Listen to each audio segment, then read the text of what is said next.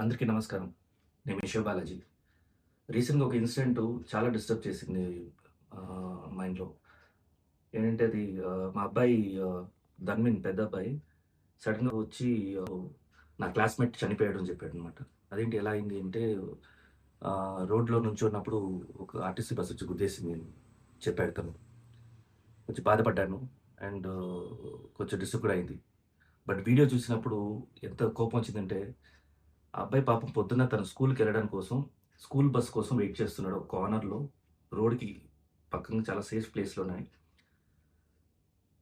And active కూడా ఉన్నాడు. And ఏదో సెల్ ఫోన్‌లోగో లేకపోతే దేంట్లోనో చూసుకొని అది కాన్సంట్రేషన్ లేకుండా కూడా కాదు.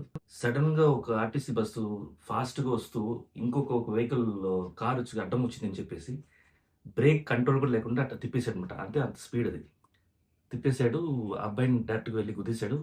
అటువైపు ఒక కారు పార్క్ అయ్యి ఉంది. ఆ కార్‌కిను బస్‌కి సెంటర్‌లో వచ్చేసి ఇరుక్కుపోయాడనమాట. ఆ ఫోర్స్‌లో. సో, దీంట్లో చూసారంటే ప్రాబ్లము ఫస్టు ఇమ్మెచ్యూర్ డ్రైవర్స్. వాళ్ళు డ్రైవింగ్ సెన్స్, సివిక్ సెన్స్ లేదు. డ్రైవింగ్ సెన్స్ లేదు. ఎందుకంటే కార్‌ని అడ్డంగా తీసుకొనొచ్చేసి అలా కొంచెం కూడా వార్నింగ్ లేకుండా టర్న్ చేయడం. అంటే సడెన్‌గా రావటం అనమాట.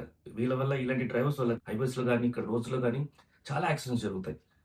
అసలు చూడకుండా తిప్పేయటం అనమాట. సెకండు ఈ ఆర్టీసీ బస్సు అంత ఫాస్ట్‌గా వస్తది. అంటే అన్‌కంట్రోల్డ్. బ్రేక్ వేస్తే కంట్రోల్ అవ్వని స్పీడ్ అనమాట అది. అంత స్పీడ్‌గా వచ్చి కంట్రోల్ లేకుండా డైరెక్ట్‌గా వచ్చేసి లెఫ్ట్ తిప్పేసాడు. ఆ అబ్బాయి మీదకెళ్ళిపోయింది. సో, అంత హెవీ డ్యూటీ బస్సు ఎందుకు అంత ఫాస్ట్‌గా రావాలి? అంత ప్యాసింజర్స్ ఉండే వెహికల్స్‌లో అంత ఫాస్ట్‌గా రావచ్చా? సో, నాకేమనిపించిందంటే ఆహ్, ఈ డ్రైవరు ఎవరు ఇమ్మెచ్యూర్ డ్రైవర్ ఎవరు అలా టర్న్ చేసాడో అతను వాళ్ళ కారు అంటే అతని లైసెన్స్ టోటల్‌గా పర్మనెంట్‌గా వచ్చేసి తీసేయాలి. అండ్ కార్‌ని కూడా సీజ్ చేసేసేయాలి. అదేలాగా డ్రైవర్ దగ్గర ఆర్టీసీ బస్ అసలు ఫుల్ కండిషన్‌లో ఏముంది? ఆ బస్‌ని అసలు ఎవరు అప్రూవ్ చేశారు? ఆ డ్రైవర్ అంత ఫాస్ట్‌గా వెళ్ళడానికి ఆహ్, పనిష్మెంట్‌గా అసలు తను గవర్నమెంట్ జాబ్ నుంచి తీసేయాలనిపిస్తుంది. సెకండ్ వాళ్ళ ఫ్యామిలీ ఏమైంది? ఏంటి అనేది. బికాజ్ ఇలాంటి యాక్షన్ వస్తేనే రోడ్ సేఫ్టీ బెటర్ అవుతాయి.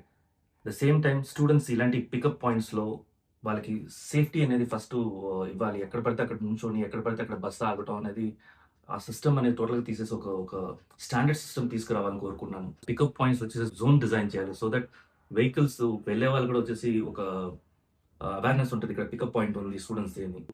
సో ఇలాంటి ఇష్యూస్ ఫ్యూచర్‌లో రాకుండా ఉండాలి అంటే మనందరూ దీన్ని వాయిస్ ఔట్ చేయాలి.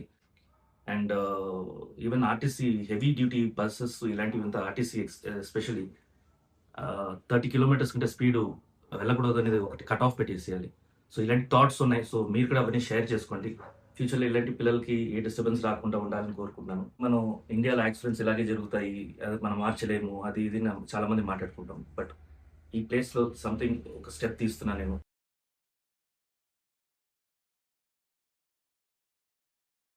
ఏ పాపం